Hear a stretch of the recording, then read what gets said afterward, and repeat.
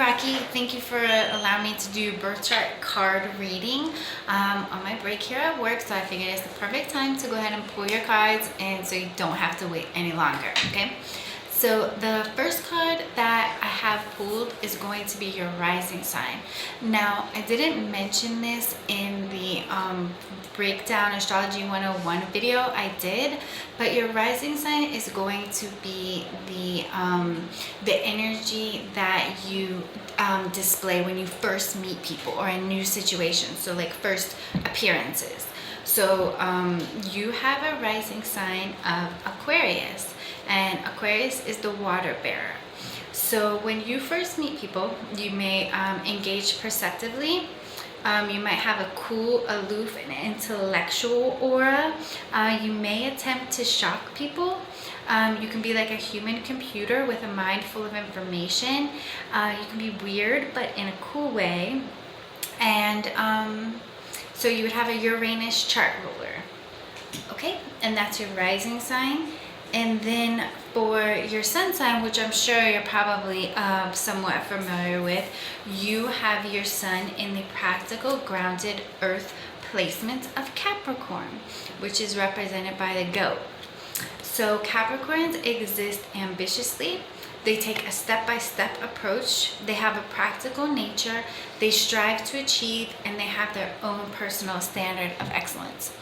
Another thing that I'll go ahead and add about Capricorns is Capricorns have this really cool thing where they have like the Benjamin Button effect. So they actually kind of like age backwards. So maybe in your childhood, you might have had a lot of responsibilities placed on you, or you might have been very serious and taken life very seriously. And like as you age and as you get older, you become more playful and childlike and youthful. So I think that's really cool. My mom has that same thing. I know a lot of Capricorns, and I do see it play out in life, whereas the older you get, the more lighthearted you get. So that's awesome. Next we'll have your, and I didn't say, like, your sun is like how you want to be seen in the world and your actions and like what people see from you. Next we're going to do your moon placement. So your moon is your more private self, your emotional nature, your inner world, and you actually have it in another earth element of Virgo. So a Virgo moon is can feel critically, analyzes self, only satisfied when all the details are straight. You thrive on routine, and you feel good being of service. I know a lot of Virgo moons. I really connect with this energy. I think like it helps me to stay grounded, and then I probably can help somebody with that energy like be more in touch with their emotions. But one thing that is pretty consistent with most of the Virgo moons that I know is the tendency to worry a lot.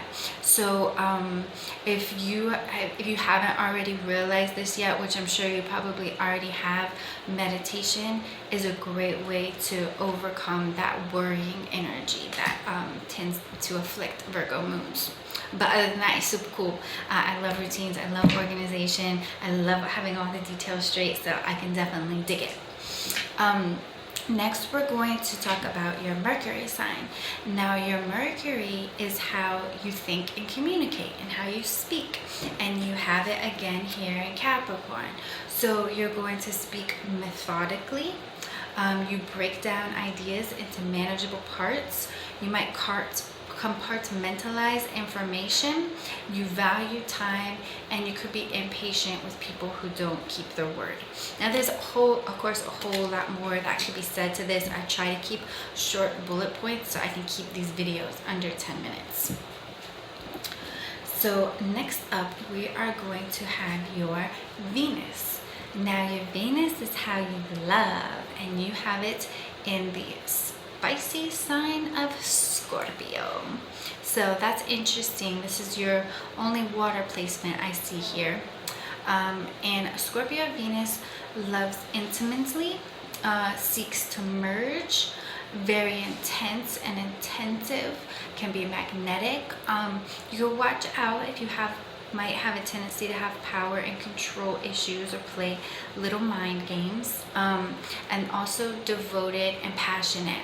Now I could go ahead and mention that Venus is in detriment here, so Venus doesn't really like to be here, so it has a little bit of trouble with love, and that's all I'll say about that.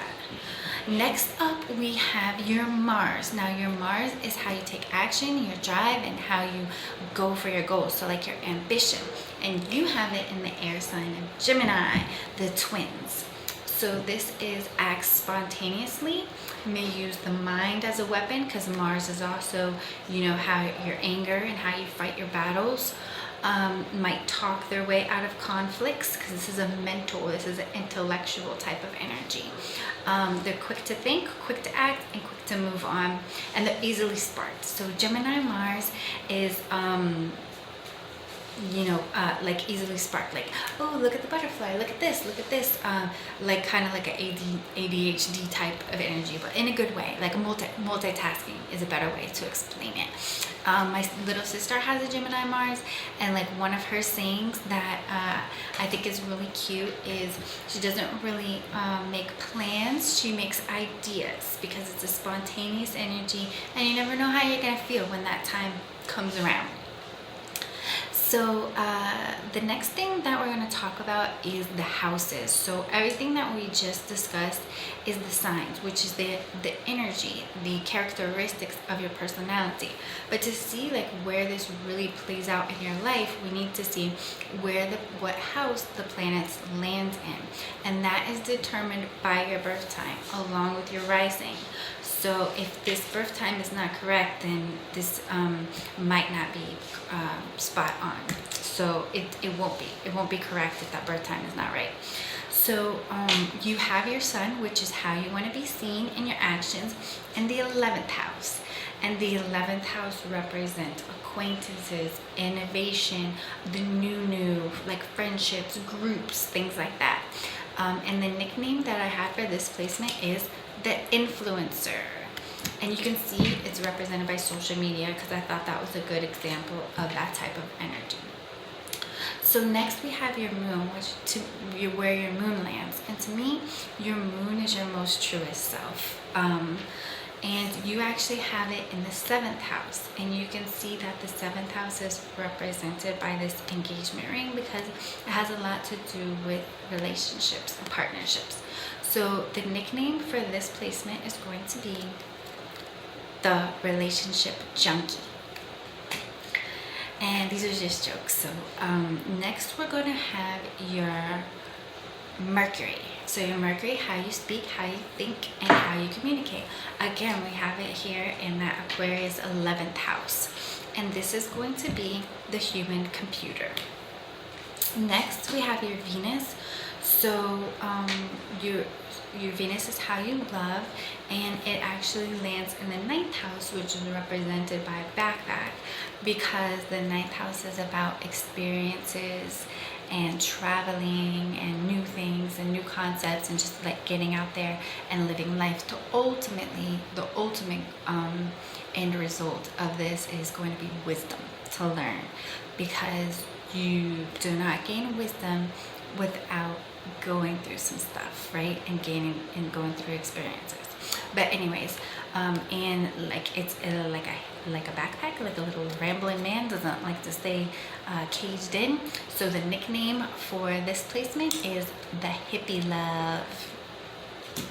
Next we have your Mars, which is your ambition, your drive, how you take action. Oh, and you have it in the Cancer 4th house. Well, the 4th house. Cancer comes from the 4th house.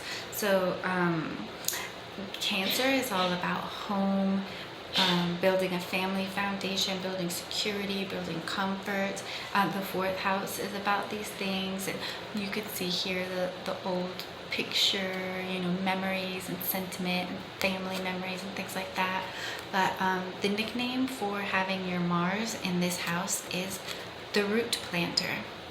So that's it, just a short little video. I hope you liked it, and if you feel like anything was wrong, feel free to let me know, because nobody knows your personality more than you know your personality, and I would love to hear your feedback and everything, so that I can keep refreshing and updating this card system, make sure I get it right. So thanks, Rocky.